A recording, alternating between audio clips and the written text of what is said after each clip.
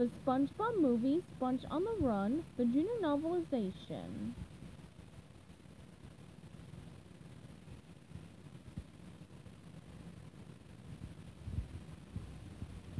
Chapter 6. Years later, in Bikini Bottom, a clam stood on the town sign crowing as a new day began. Cock-a-doodle-doo! In his pineapple house, SpongeBob was still sleeping, snoring away. Gary knew it was time to wake up. He climbed onto SpongeBob and said, "Meow." SpongeBob kept on snoring. Gary slid across SpongeBob's face, leaving a sticky trail of slime. SpongeBob woke up. "Oh, morning, Gary." Then he felt something on his face. "Ew, snail trail. Yucky." He wiped the line of slime and thought again. "But oddly soothing." Ooh! The sun pouring in through the bedroom window caught SpongeBob's eye. He jumped out of bed, ran over to the window, and flung it open.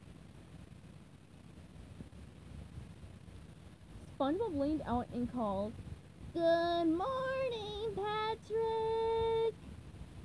Patrick's rock house flipped open with its owner stuck to the bottom. "Good morning, SpongeBob!" "Good morning, Patrick!" SpongeBob repeated. "Good morning, SpongeBob!" Patrick said, enjoying drawing out his morning greeting. SpongeBob thought that was a good idea. "Good morning, Patrick!" "Good morning, SpongeBob!" Patrick yodeled. Squidward's Tiki Head house sat between SpongeBob's pineapple and Patrick's rock. Today he had made a point of getting up early so he could practice his clarinet in peace and quiet, but SpongeBob and Patrick's yelling was disturbing his peace as usual. He growled, annoyed. "Good morning, Patrick," SpongeBob called, experimenting some more. Squidward considered sticking his head out the window to yell at his noisy neighbors, but then sighed and put his clarinet back in his mouth. What was the point of yelling when he'd done it a million times before? SpongeBob bounded down the stairs to his kitchen and poured a couple bowls of food for himself and Gary. "Come on, Gary, breakfast!" Gary slid up to the bowl of snail food and sucked it down in one gulp. "You're welcome," SpongeBob said to his beloved pet. Gary loved his snail food. He was so happy he turned over, lying on his shell with his tummy up, offering his belly to SpongeBob. "Oh, SpongeBob said, reaching over to scratch his friend. "Who loves a belly scratch? I love you so much, Gary." "Meow," Gary said contentedly, savoring the attention. On the wall of the kitchen, a ship's clock chimed. "Boop, boop, boop." "Uh-oh," SpongeBob said, looking up at the clock. "I'm late if I'm going to be early." He always liked to be early for his job at the Krusty Krab. When you love your job as much as SpongeBob loved his, you want your workday to start as early as possible. He hurried to the front door. "Meow," Gary protested, not wanting SpongeBob to leave. "Aw, don't worry, Gare Bear," SpongeBob reassured Gary as he opened the door. "I'll be back before you can say, 'Why did he fully abandon me like that?'" He laughed at his own silly joke. Wham! SpongeBob slammed his front door and rushed off to work. Gary's eyes welled up. "Wow," he said sadly. "Aw." SpongeBob ran all the way to the Krusty Krab chanting, "I'm ready, I'm ready, I'm ready, I'm ready." He opened the front door and hurried inside. After quickly assembling a punch clock, he inserted his time card. Ka-chunk! When he pulled it out of the clock, the card read, "I'm ready."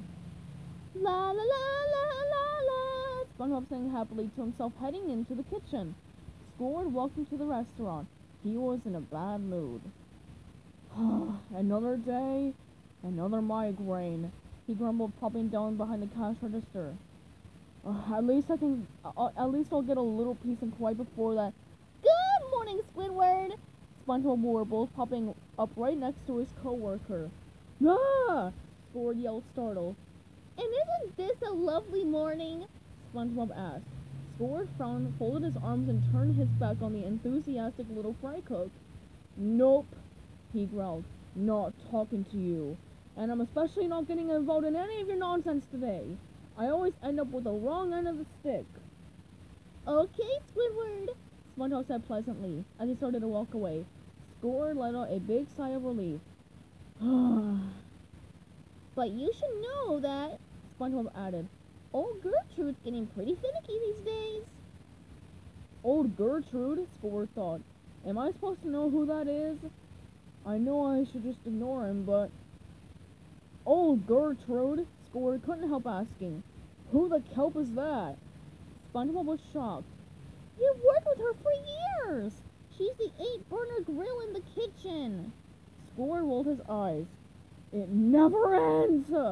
Ignoring Squidward's comment, SpongeBob went into the kitchen to prep his beloved grill. As he worked, he described to Squidward what he was doing through the order window.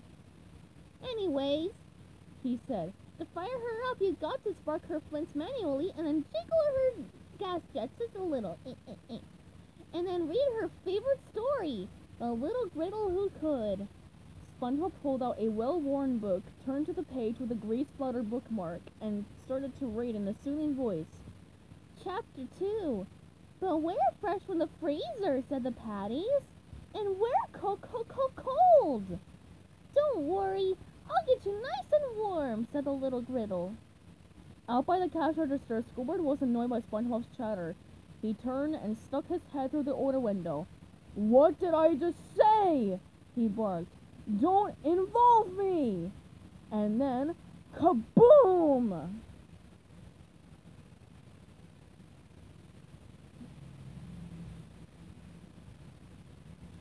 Stay tuned for Chapter 7, coming up soon.